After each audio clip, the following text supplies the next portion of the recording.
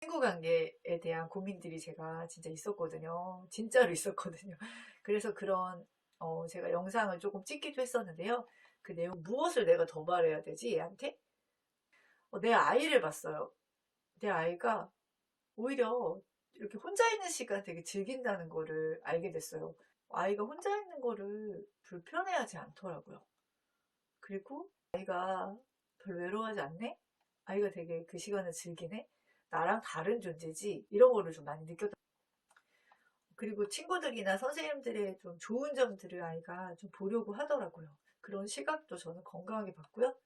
그리고 여섯 번째로는 아이가 중요한 거는 외로워하지 않았어요.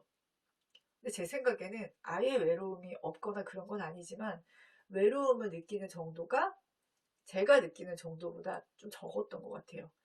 그래서 그룹에 끼지 못해서 많이 속상해하거나 그런 적이 일단 없었고, 또 소풍 가서 놀이기구 타러 가서 혼자 타기도 해요.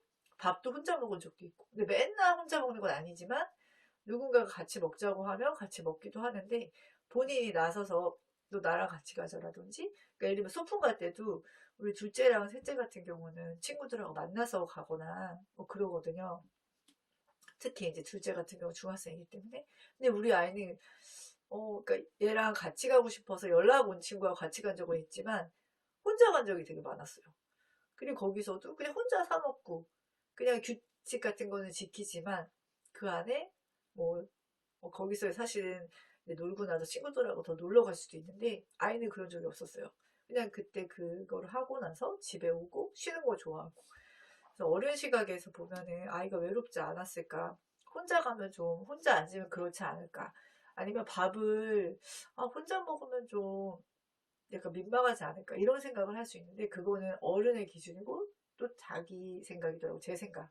아이는 그렇지 않더라고요. 아이는 진짜 괜찮더라고요. 그리고 약간 편하다고 얘기도 해요.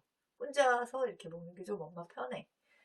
그리고 같이 먹고 싶어 하면 이제 같이 먹기도 하고. 그리고 그 얘기를 한 적이 있었어요. 엄마, 나는 내 동생이 친구보다 훨씬 좋아. 나는 내 동생이 나한테 가장 친한 친구야. 그러니까 뭔가 그래도 마음을 나눌 대상이 있잖아요. 그래서 걱정하지 않았고요.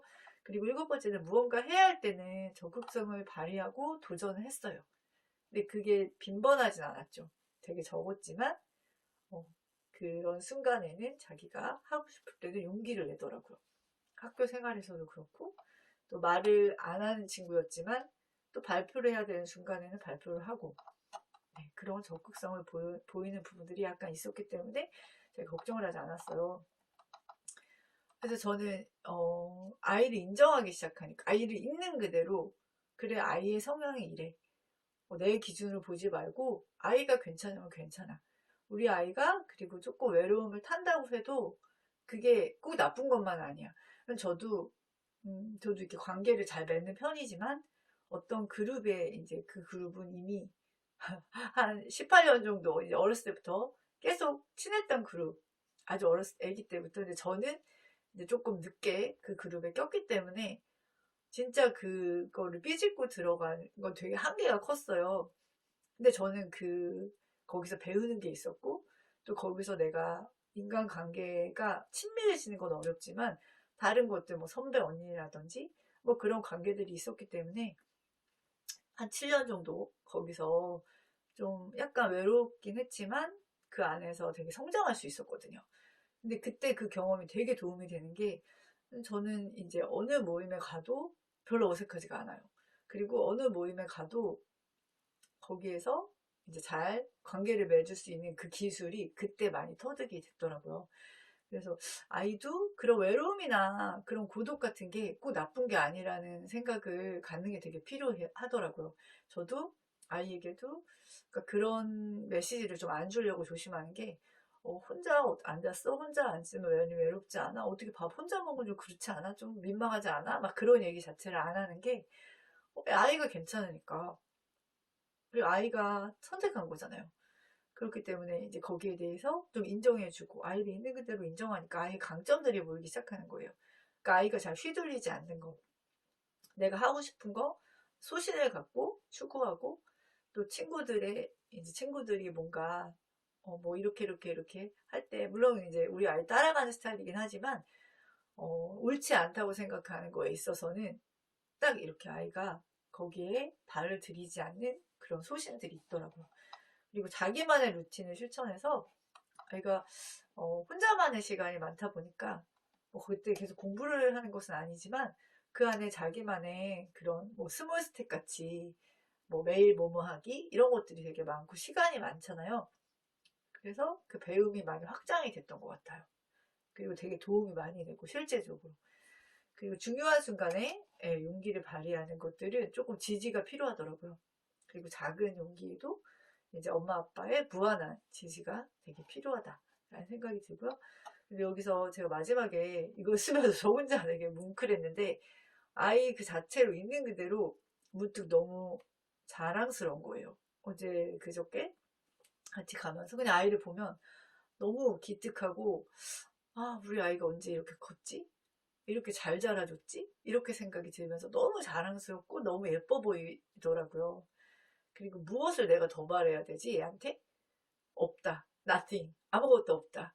내 아이로 와준 것만도 너무 넘치게 나한테는 과분한 존재다. 고마운 존재다라는 그거를 제가 막 고백을 하게 됐어요. 너무 아이 그래서 또 이제 지금 친구 없는 특히 이제 어린아이를 기르게 되면 저도 걱정을 했었어요. 근데 아이를 잘 관찰하고 내 생각이나 내 감정을 주입하는 게 아니라 일단 아이를 객관적으로 봐야 돼요. 아이가 정말 외로워한다면 거기에 맞는 또 대처법이 있는 거죠. 근데 아이가 생각보다 안 외로워할 수 있어요. 그리고 우리도 친한 친구 진짜 한두 명만 있어도 인생 성공했다고 하잖아요. 친구 많은 사람이 더 외로울 수도 있어요. 내 마음을 나눌 수 있는 친구가 아니라 그냥 수다 떨고 그냥 깊이 있는 대화가 아니라 그냥 겉도는 얘기만 하고 막 그냥 흥에 겨워서 막 그렇게 놀고 막 재밌기만 하고 그런 모임도 물론 좋지만 정말 내가 힘들 때 내가 좀 외로울 때 내가 좀 작아졌을 때 또 내 얘기를 나누고 나와 함께 서로를 이제 좀 북돋아 줄 수 있는 그런 친구가 한두 명만 있어도 충분하잖아요.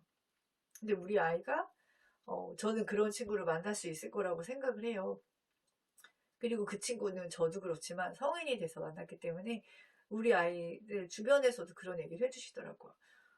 또 어떤 분은 딱 너무너무 이 아이가 잘 크고 있고 그리고 자기도 그랬지만 본인의 아이도 그랬대요. 아이도 고등학교 때까지는 되게 외로운 건 아니지만 어쨌든 혼자만의 시간들이 많이 있었고 성인이 되면서 진정한 친구들을 만나면서 굉장히 그 안에서 성장하는 그런 시간들이 있었다고 하면서 그렇게 얘기해 주시더라고요.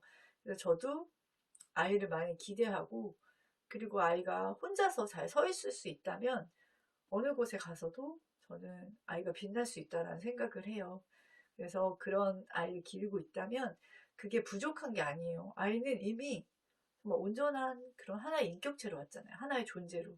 그러니까 그 아이를 그냥 인정해 주시고 기대해 주시고 그리고 그 아이가 그냥 그런 무조건적인 인정과 그런 수용 속에서 더 빛날 수 있게 또 아이를 특별함으로 봐주셨으면 너무 좋겠어요. 진짜 특별함이거든요. 네.